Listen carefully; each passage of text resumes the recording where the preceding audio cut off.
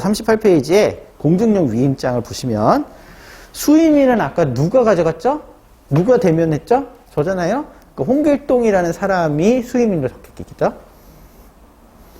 이 사람을 대리인으로 해서 어디에서는 어차피 공증사무실에서 도장 찍을 거기 때문에 상관없어요. 공증인가 어디 뭐 이거예요. 사서인증을 요청하는 일체의 권한입니다. 사서인증이라는 것은 공정증서가 아닌 것이다라는 뜻이에요. 공정증서는 뭐냐면 공증실에서 할 수 있는 권한은 원래 증인이잖아요. 증인인데 공증실에서 증인 쓰는 부분에서 특별한 효력 발생을 권한을 부여한 게 있어요. 그게 공정증서예요. 그게 뭐냐면 유언공정증서. 잘 없죠? 대부분 그러니까 되게 이제 쓰는 게 뭐냐면 약소공 공정증서나 금전 소비대차 공정증서라는 게 있어요. 그게 뭐냐?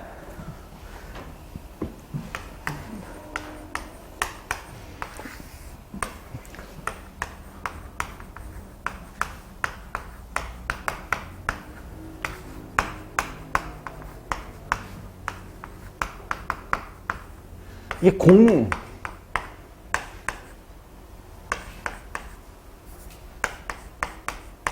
공사 담당할 때 그 공사입니다.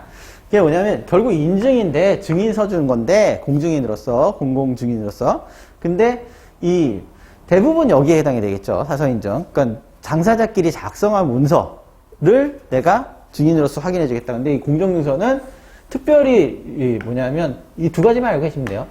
약소공 공증이랑 금전 소비대차 공정증서 이 두 가지만 특별한 취급을 받습니다. 이게 뭐냐? 우리가 만약에 둘 다 돈을 빌렸다는 얘기예요. 돈을 빌렸다는 얘기인데 돈을 빌렸던 사람이 돈을 안 갚으면 소송해야죠. 그러니까 소송에서 판사님한테 어떤 걸 합니까? 판결문을 받아요. 판결문을 받아서 그 판결문을 갖고 거기에 집행문을 부여받아 갖고 집행권원이라는 것을 만든 다음에 그 다음에 뭐 부동산 강제 집행을 하든 아니면 유체동산 강제 집행을 하든 아니면 은행권에 있는 채권 강제 집행을 하든 뭐 이런 것들을 하잖아요.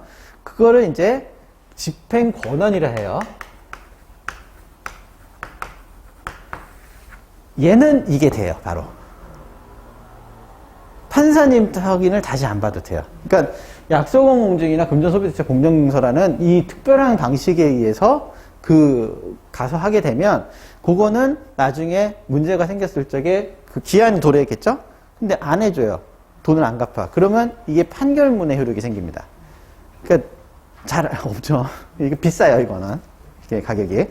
나머지는 다 사서인증인 거예요. 그러니까 개인끼리 차용증을 썼어요. 개인끼리 쓰는 차용증.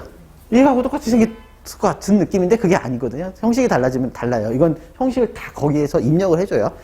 그런 것들이나 일반적인 계약서 이런 것들이 다 사서인증에 해당이 됩니다. 근데 이제 금액이 적혀 있거나 이러면 그 금액에 비례해서 받는데 그래서 일반 사서 문서 계약서 같은 거죠. 이런 것도 있지만 요거보다는 이제 또 하나가 의사록 또 공증의 대상이 되죠. 이 의사록의 공증일 때도 사서인증이라는 표현을 써요. 예. 우리 이거죠. 그래서 사서인증에 촉탁한다. 그 사서인증의 대상이 뭐냐? 주식 의사록이다. 이렇게 되어 있잖아요. 어디 거냐? 주식사 아름상에서다. 그럼 여기에 의사록이 어떻게 써 있겠어요? 의사록의 작성자가 날인을 했겠죠. 그리고 표가 있는 사람이 결의했다는 내용이 적혀 있겠죠. 두 가지를 다 달라는 거예요. 그래서 일단은 회사 거 도장을 찍어주고 작성자가 여기서는 대표만 나왔다고 생각하는 거예요. 그 대표가 나왔으니까 공증실에 따라서는 위에 있는 법인인감 찍은 걸로 그냥 그 사람 주주가 아니면 그걸로 가름해 주는 데도 있고, 근데 더 까다로운 데는 대표의 개인인감도 달라고 해요. 근데 지금 개인 논란이 아닌 게 대표가 주주이기도 해요. 그러니까 기말음은 개인인감 찍는 거고 인감증명서 붙이면 돼요. 자, 그러면 작성자나 결의한 사람의 그 의사 확인이 됐죠. 문제는 세 번째예요. 미합중개인 폴 스미스도 그렇게 해야 된다는 거죠. 왜? 이 사람이 80%를 갖고 있기 때문에 이 사람이 동의했다는 게 확인되지 않으면 결의가 충족됐다는 걸 알 수가 없어요. 그러다 보니까 이 사람 것도 받아야 되는데 얘가 우리나라에 들어와 있으면 여기 직접 하고 공증을 받아도 되죠. 근데 그렇지 않다고 하면은 선상 어떻게 된다? 외국에서 가져와야 되는데 그게 의사진정성 확인용이니까 똑같다? 취임승낙서 방식하고 똑같다는 거예요. 그래서 요 자체를 공증을 받아서 내도 된다. 여기 서명하고 좌표 공증했다.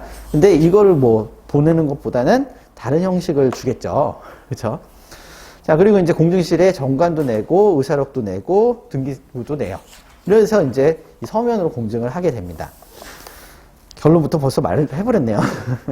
자, 그래서 이게 요 위임장을 뭐라고 하냐? 영문으로 POA 그래요. POA가 뭐냐면 파워 오브 어토니라는 표현을 쓰는데 어차피 41페이지에 서식이 있기 때문에 예, 그 영문은 안 씁니다. 안 써드릴게요. 지금. 자, 결론적으로 얘기하면 뭐예요?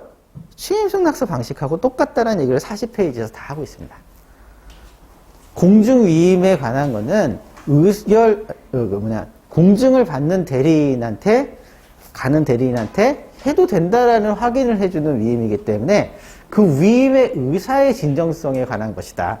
그렇다고 하면 취임의 의사의 진정성 확인하는 거나 그 위임의 의사 진정성 확인하는 것은 같은 의미다. 그렇기 때문에 방식이 같다. 그러면 무엇에 공증받아 와야 되느냐? 요것만 다른 거죠. 아까는 취임승낙서에 공증을 받는 건데 이번에는 위임장에 공증을 받을 것이다. 근데 우리가 알고 있는 이 앞에 있는 38페이지 위임장을 써도 되는데 오히려 받는 사람이 당황하는 거죠. 그러니까 실제로 일본 사람들 같은 경우는 인감도장이 있다 했잖아요. 요거를 한자로 써가지고 예, 한자로는 돼요. 일본 사람은 한자는 더 다르니까 한자로 써가지고 거기에다가 인감 찍어주세요. 개인 인감 한자로 써서 그럼 그렇게 해서 한 다음에 인감증명서 붙여갖고 와요. 인감증명서를 앞에 써봤겠죠. 근데 그렇지 않고 얘가 미합중개 폴스미스는 그런 제도 모르잖아요. 그럴 때 어떤 걸 줘야 되느냐? 41페이지나 42페이지 거를 준다는 거죠. 이 두 가지 차이는 뭐냐? 41페이지는 주주가 외국 법인일 수도 있죠? 그쵸? 근데 뒤에는 주주가 외국 개인일 때. 지금 같은 경우는 외국 개인일 때잖아요. 폴 스미스니까 42페이지 양식을 쓰시면 돼요. 42페이지 양식을 보시면 파워 오브 어토니 해가지고 맨 밑에 보시면 폴 스미스 서명했죠?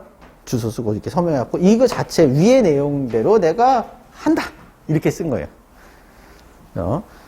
위의 내용을 다 번역을 하라 그러면은 대충 취지만 말씀드릴게요.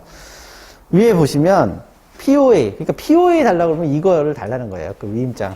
그러니까 어떤 내용이든 위임을 할 수 있는 거예요. 근데 이거는 의사로 공증용이에요. 그래서 이 양식을 그대로 쓰는데 모든 사람한테 고하노니 No all men by this present. 뭐 이런 거예요. 반백성한테 고하노니 이런 겁니다. 나는 누구를 대리인으로 선임했냐? 미스터 홍길동을 대리인으로 선임했다. 그 다음 부분은 대충 여러분들이 이렇게 읽으시면 됩니다.